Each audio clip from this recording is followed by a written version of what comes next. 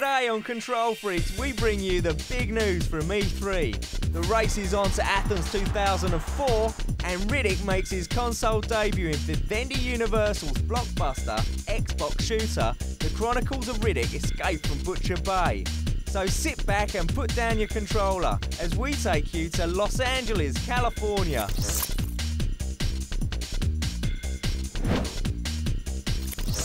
There's no bigger news than E3 2004. The world's largest names in interactive entertainment converged on the Los Angeles Convention Center to show off their latest and greatest software and hardware.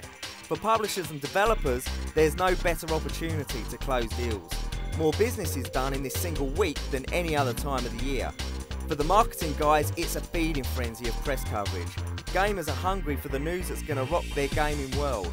And a few worlds will rock this year, with some old favourites and new surprises stealing the limelight. The biggest revelation of E3 this year is the gargantuan battle about to be waged on the handheld front.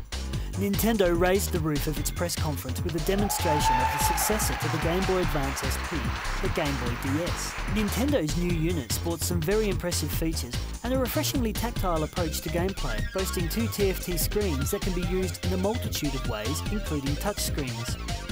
Sony's first foray into the handheld gaming market seems destined for success, as the PSP was the talk of the show, and although the models on display were limited, everybody wanted to see them, and everybody who saw them wanted one. Sony definitely has a knack for designing hardware that screams "buy me." More than just a games machine, the PSP is the Walkman of the 21st century, boasting features enabling you to listen to music, watch movies, and play your favourite games. Nokia's new N-Gage was launched with much fanfare in the round and an impressive lineup of third-party support. Nokia have learnt a lot over the past 12 months, and the new unit looks much slicker, and the swag of interface improvements promises a friendlier user experience. Add to that, you no longer have to remove the back of your unit to change games. N-Gage will be under enormous pressure with the release of new hardware from Nintendo and Sony, and only time will tell if the unit can survive in a very competitive market. Xbox may have had the biggest story by not releasing the news everybody was waiting for. There was no mention of Xbox 2. Obviously the race is on to get the next generation of console hardware to market, but it looks like we'll have to wait another year. Big news for Xbox and EA though, as they announced the integration of Xbox Live into all future EA Sports titles. The relationship we announced with Electronic Arts today around Xbox Live is very significant for our customers. It really brings to life the experiences they've asked us for. They've asked both Electronic Arts and the Xbox team to make sure Electronic Arts games can be played on Xbox Live. And we've delivered on that experience in a big way, with more than 15 titles coming over the next 12 months. That's how we meet customers' needs. That's how we create a great gaming experience on Xbox. Speaking of hardware, Infinium Labs had its first showing of the Phantom console, and we got to see one in the flesh. Or should we say plastic? A device designed to cross the bridge between the computer room and the lounge room, the Phantom was attracting quite a lot of interest. We did like the unique lap keyboard mouse device too. While we're talking input devices, E3 2004 was the year the controller took a back seat. Sure, the majority of games use your trusty gamepad, but there were more options for gamers this year. iToy had a strong showing with more titles integrating the unit into gameplay, as standalone or minigames. Sony have also released SingStar, taking on the karaoke challenge with some impressive software that actually judges your singing performance.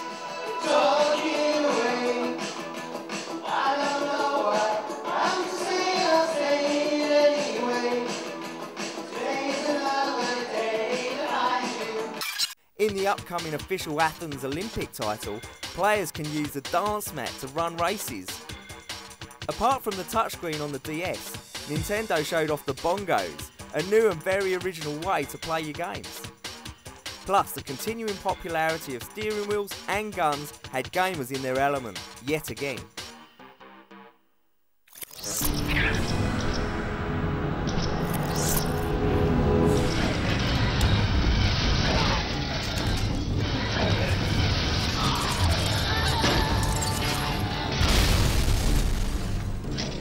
Unholy demons! While I live, Castle Hawkmoor will never fall! To victory!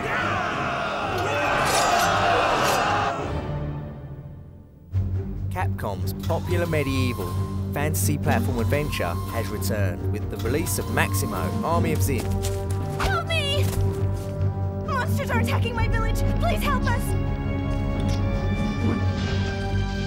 The first Maximo made a name for itself as one of the most challenging and possibly most frustrating adventure side-scrollers ever released. Maximo Army of Zin builds on that tradition in this 3D sequel. The storyline has stayed true to form, with Maximo still searching for the love of his life, Sophia. His best pal is still the Grim Reaper, and he still wears boxer shorts under his armour. Oh, and this game is still about battle. Have sword, will slice, dice and carve.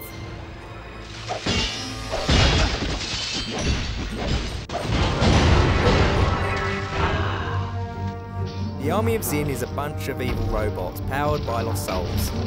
These are your main foe, and in true platform fashion, there is an even bigger, nastier, evil soul-powered robot at the end of each level. Yep, the boss is still alive and well. As far as gameplay goes, there are a few more changes. Firstly, Maximo has a bit of a superhero complex now, and it's his job to keep the villagers that he comes across in his travels safe. Huh?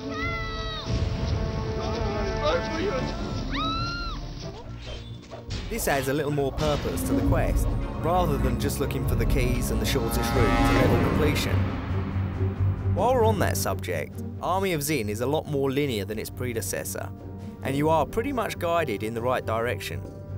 Maximo's underwear plays a larger role this time round, with particular boxer shorts giving Maximo special abilities. Another thing you'll notice is you can play Reaper whenever the Grim meter is full. Don't get too used to it though. If you blink twice or scratch yourself, you'll be reverting back to Maximo before you had a chance to experience the joy of death. Like most platformers, it's all about collecting. For Maximo, it's coins. This time round, all the good gear can't be found just lying around in a pot or under a chest. This time Maximo has to buy his way to groovy gladiator style glory, even special moves. The visuals and gameplay are a little disappointing, but as the game progresses, so does the quality. One feels that the developers could have gone back to the first few levels and tightened them up a bit, just to add more interest. After all, the first few levels are the ones we play first, and a gamer can quickly be lost if it doesn't play well in the shop.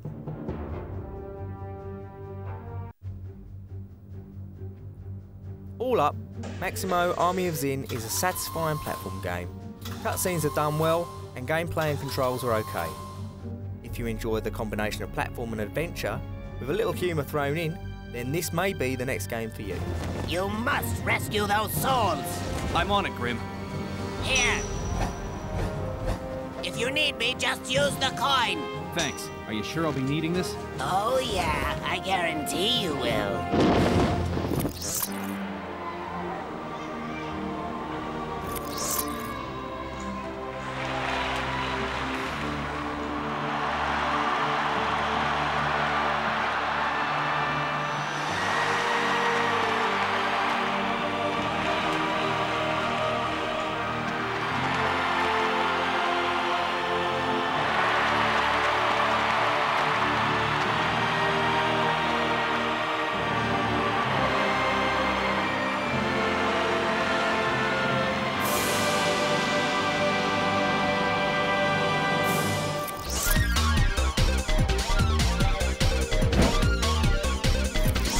Later on Control Freaks, Riddick makes it to the Xbox, and 5 games make it to the most wanted list. Control Freaks!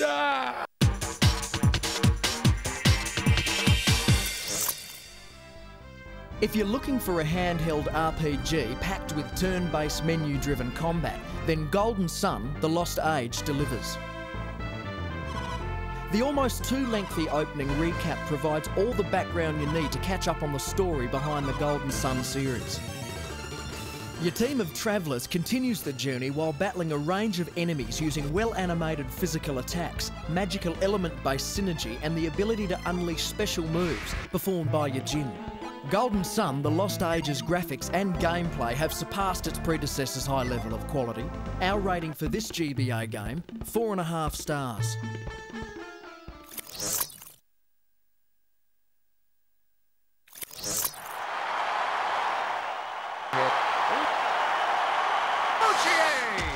Sprawling save to keep this game going. In this eye-catching release, ice hockey finals are in your hands, and you can experience the sweet taste of victory, even if it takes a few knocks and bruises to get you there. Kevich carries it past the red line, and he takes a wrist shot. The Florida Panthers. ESPN is right behind this game, so playing and listening to it is almost like watching the real thing, not to mention the camera angles and player moves that mimic a real-life broadcast. The fast pace of gameplay means keep your eye on the puck or duck. We gave National Hockey League 2K3 3.5 stars.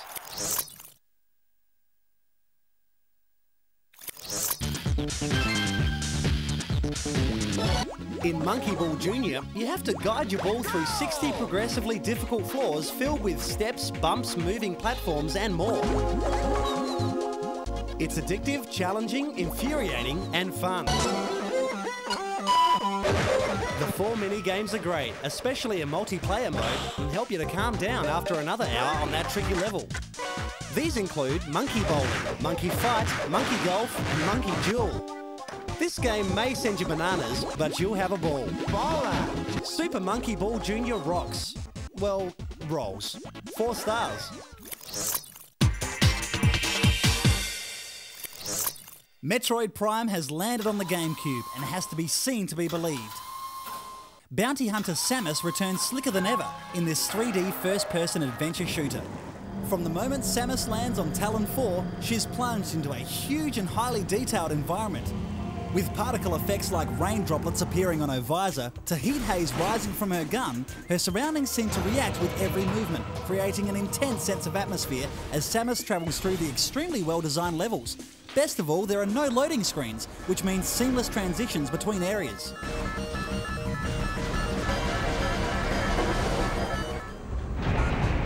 Samus has a powerful array of weapons at her disposal: wave, ice and plasma beams, missiles and of course her trademark Morph Ball.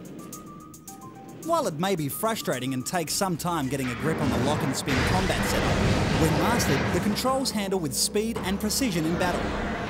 Exploration is the key to the game, with vast regions to investigate. Although some backtracking is required, you'll normally be rewarded with a new item or power-up and entry to previously inaccessible areas. Visors are used to deliver information that is vital for solving puzzles, defeating bosses and gathering planet history. In Total Darkness, the thermal visor reveals hidden enemies, while from behind a wall, the X-ray visor shows all. Our tip, scan everything. Samus has lost none of her charm in the transition from her humble 2D side-scrolling beginnings to this 3D graphical delight. While staying true to Metroid's heritage, Retro Studios have delivered an action-packed adventure that will have you deciphering many secrets for hours of extended play above and beyond the battles.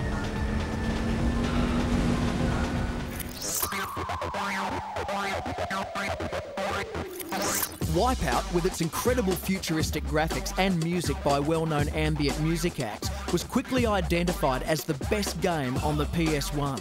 And it was reported that shortly after its launch, a copy of the game was being bought with every new PlayStation.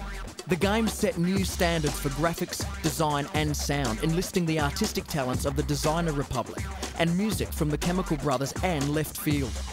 This was the first time that game developers looked outside their own offices for greater creative input. Psygnosis changed the way games are made, and their legacy still lives on.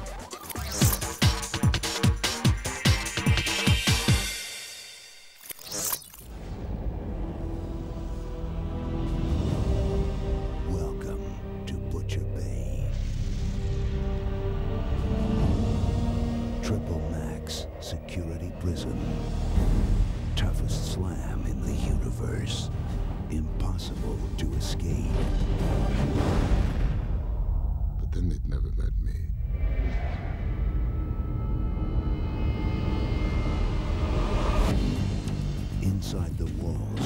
is chaos, madness, death. Only the cunning will survive.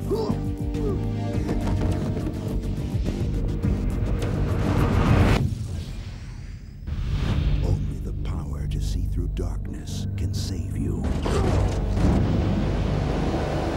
Only the one who can take out an army can break out of hell. What's hell without a little fire? The dark can protect you.